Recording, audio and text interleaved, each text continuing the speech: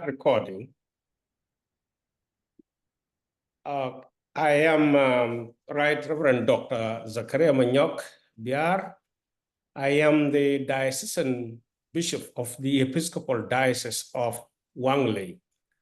I'm also the Deputy Chairman for the Episcopal Mediation Advisory Team.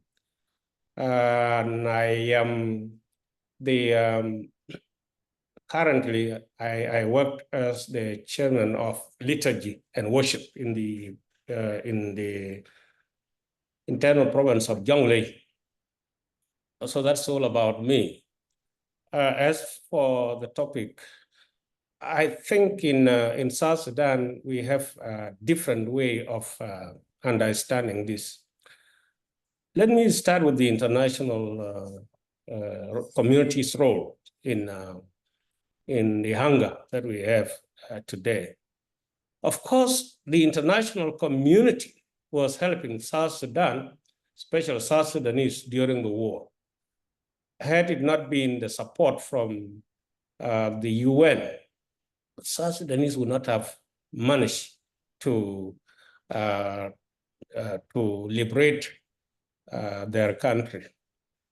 So we really appreciate what the international community is doing.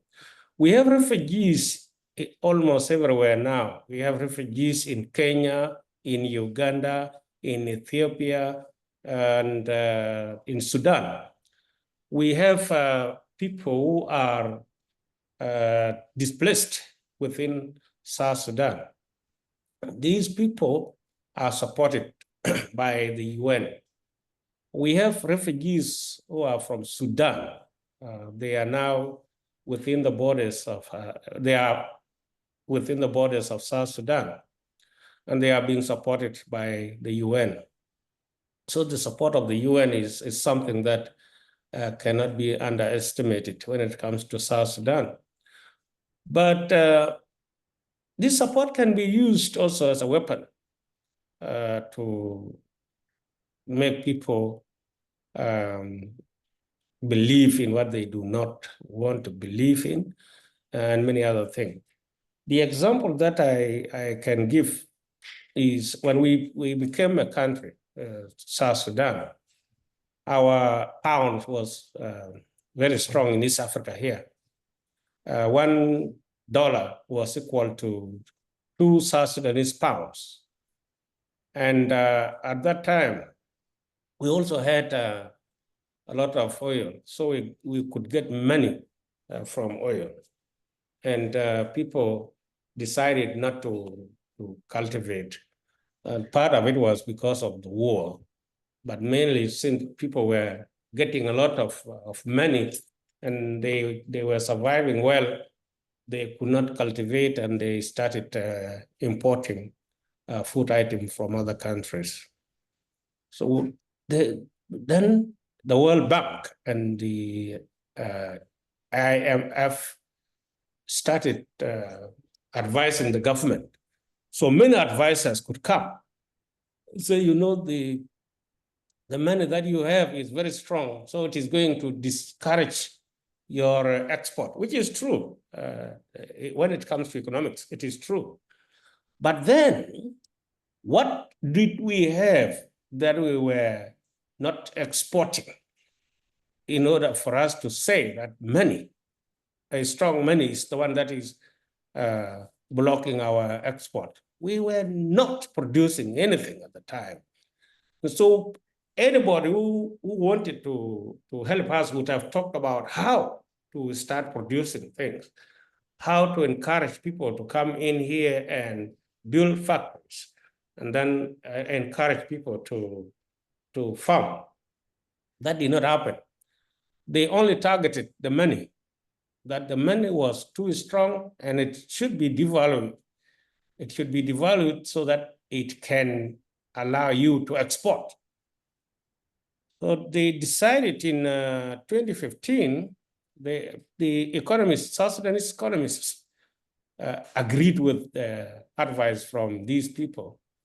And they decided to devalue South Sudanese pounds from 4 pounds It was in 2005 up to 2010 when the dollar was equal to 2 South Sudanese pounds.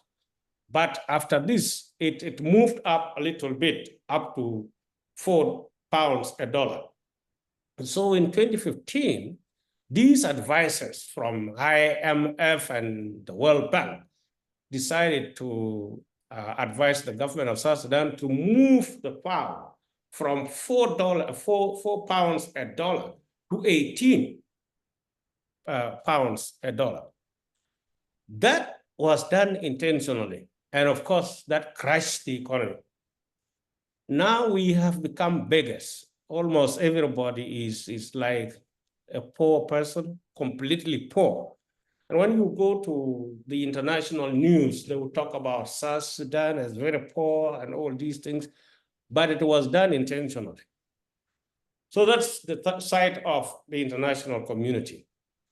Within South Sudan here, the leaders who were having control over money could turn communities against themselves. So each leader would say, okay, you are from this community is against you. And so killing among communities became rampant. And now people are afraid to go out there and cultivate. So they would rely on these leaders for money. And these leaders could now manipulate them because they were hungry. So in South Sudan, hunger is used for political manipulation. Hunger is also used by the international community to manipulate South Sudanese, especially the politicians, to accept conditions from the international community. So that's the condition we are in. Our refugees are still in these countries, in Uganda, Kenya, and then those who are within South Sudan. Some weeks ago, the Kenyan government just decided to close the source of water in Kakuma. Kakuma is the largest refugees camp. And that was done after the cut of ration. So what they get from there is cut, and the water was included into these cuts. And people jumped into the street and they demonstrated. Some of them were killed. That is what is going on in Kenya. And they are blaming Trump for his statement and the restriction that he has given to the UN. And the same is true in Uganda. So I can say that using hunger as a weapon of war is true here in South Sudan. And using it also as a weapon of manipulation is true here in South Sudan, and is true in the international community in dealing with South Sudan. So that's the statement I can give. If you have some other questions, you can ask.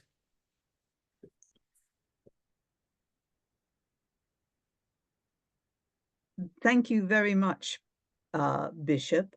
I wonder if you could just say something too about the humanitarian situation in Sudan, where we understand the United Nations has declared famine. Sudan is a country that had been surviving on businesses because it is a desert. And now they are fighting, and the fighting is serious over there. Most of the Sudanese refugees have gone up to Uganda. They are in camps like Kiriandongo in Uganda. And now the cut of the ration by the UN is affecting them. There are those who have come to South Sudan and they are not getting anything now. Some of them came up to Juba here. Some of them were South Sudanese. They came here. And since Juba is also starving, most of them are suffering. Others have gone up to the borders like Wow and Rang, they are suffering a lot. And given the fact that they were surviving on businesses, they do not have any other means. If their money is blocked in the banks in Sudan, and they have left everything. So their situation is dire compared to our situation in South Sudan. We are lucky because we can cultivate. The rain can rain here. Only this insecurity is what we have. But theirs is fighting, is a real fighting that is ongoing. So Sudanese are suffering.